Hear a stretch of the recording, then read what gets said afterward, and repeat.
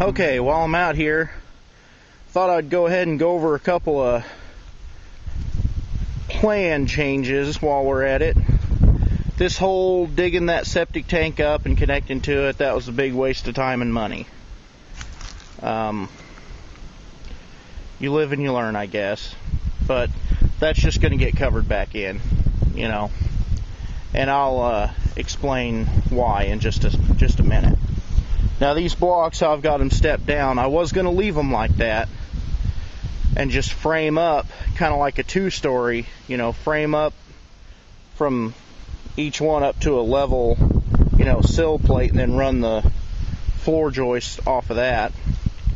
Instead of doing that, I'm going to go ahead and bring this whole side up to that block level, up to level. So I'm going to bring that side, you know, all the way up, and then just leave this back side down and frame it up. So these sides the sides in the front will be full like they're supposed to be, and then that back will be framed up with timbers. I'd like to go ahead and lay blocks, you know, up to level through the whole thing, but it's just going to cost too much money with the, you know, 200 or 300 extra blocks and the rebar, and then the concrete to fill the cores that deep is going to be ridiculous and all that crap. So I'll just do the two sides in the front up to the level, and then that back is just going to be framed up. And then also I was going to put in like little piers, like every 10 feet, you know, 10 feet, 10 feet, you know, all the way down 2 rows. But I'm not going to do that. What I am going to do is just come off center, which will be somewhere right in there, and just run me a line of pillars straight down the center about every, you know, 8 or 10 feet, probably every 10 feet, and then run me a double, I don't know what you call it.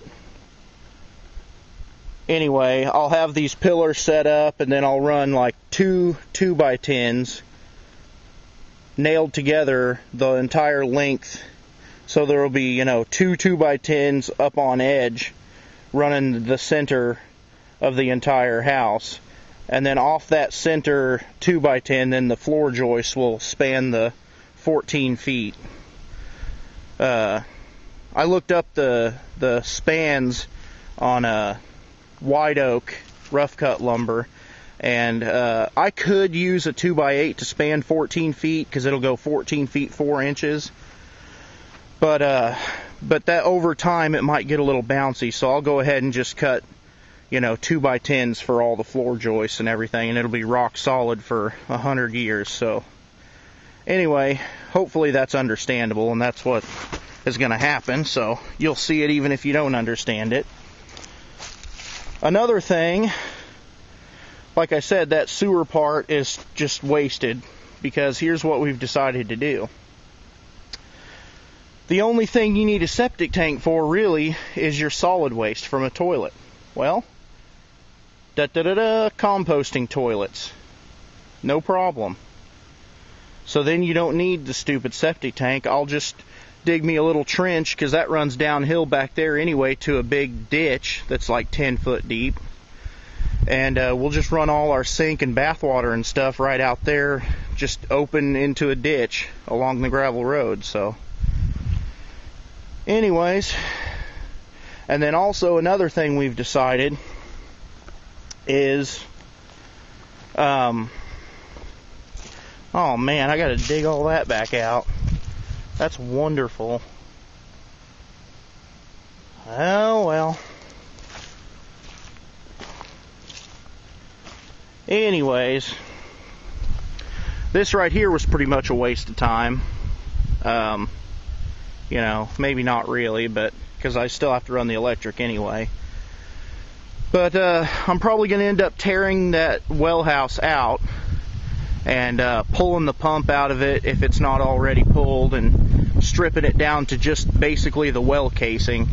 And then we're going to get one of those, they make hand pumps that are for deep wells that'll pump by hand from like 300 feet deep or something like that. So that's what we're going to do. We're going to put in a hand pump, and then, you know, you put in a weep hole down about 4 feet down your pipe, like a little 1/8 inch weep hole. That way it'll eventually, in a couple of minutes, drain itself back down to that 4-foot level so it won't freeze in the wintertime. But that's what we're going to do, put in a hand pump, and then we'll just, you know, I thought about maybe putting a big, you know, 1,000-gallon tank or something up there, since this is downhill anyway, and then running a water line downhill. Because if I get up there by that well pump, okay, I'm 6 foot tall right now, which, I mean, the floor will be up a little higher, but by the time you put a 1,000-gallon tank up on, you know, maybe just like a 2-foot pedestal, right about where that well house is, maybe a little further up the hill, all of the sink fixtures and everything in the house will actually be below the level of that water. So you should just be able to pipe from a tank from uphill and run you a line down to your faucets and stuff like that, and just gravity flow them when you open the faucet. As long as it's below as long as your faucet opening is below the water level in the tank, you should be fine. It should gravity flow down. We might do that, and we might not. We might just, you know, fill up, you know, milk jugs of water or something and just carry them into the house. I don't know, but anyway, that'll cut down on our water usage and everything too, you know. If we were to pipe just regular water and everybody takes, you know, a bath a day and everything, you're running, you know, 150 gallons of water down that ditch a day or something like that. That might cause problems, but, you know, if you're using a gallon of water at a time and everybody's taking a bath, you know, once every 2 or 3 days or something like that, then, you know, you'll be a lot better off.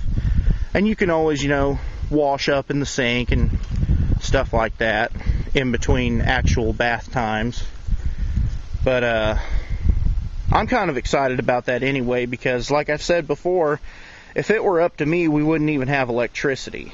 So I really want to go back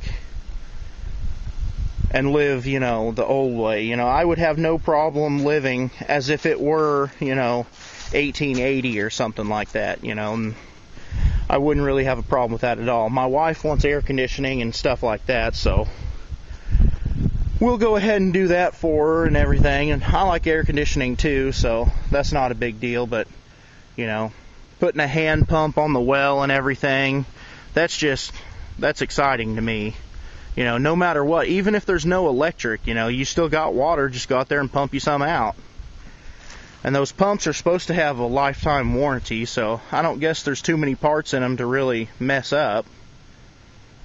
I know some of them have gaskets that you need to replace like every 10 years or something like that, but I think this one that I found, I don't think it has to have that done, so I'll have to look into it a little more. But anyways, those are the updated plans. You know, I'll just build a couple of composting toilets and use the sawdust from milling all this lumber and everything, and that should be just fine.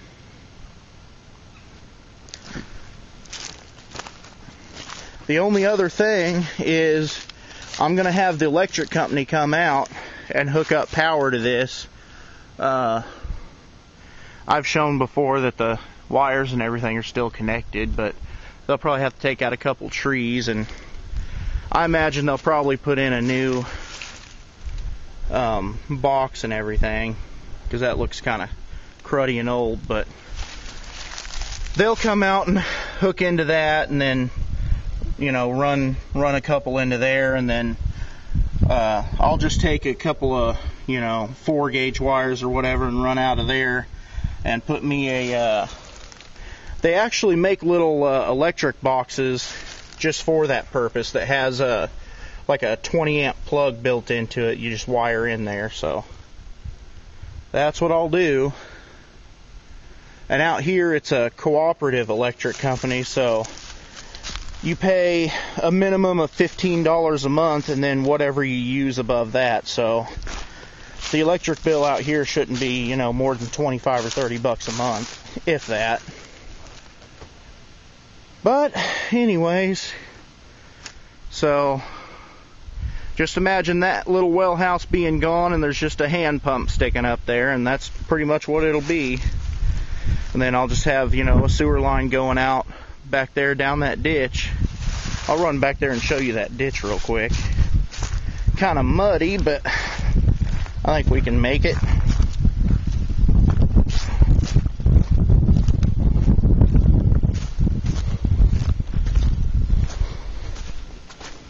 Maybe I won't be laying any blocks. Dadgummit. It's full of water. We've had just crappy weather for the past week or so. It's just every 2 days it snows 2 or 3 inches, and then it melts and snows and melts and snows and melts. So it's pretty icky and muddy out here. Alright, well, I'll probably exit that sewer pipe about 12 or 14 feet from that side of the house, and then run it just downhill here,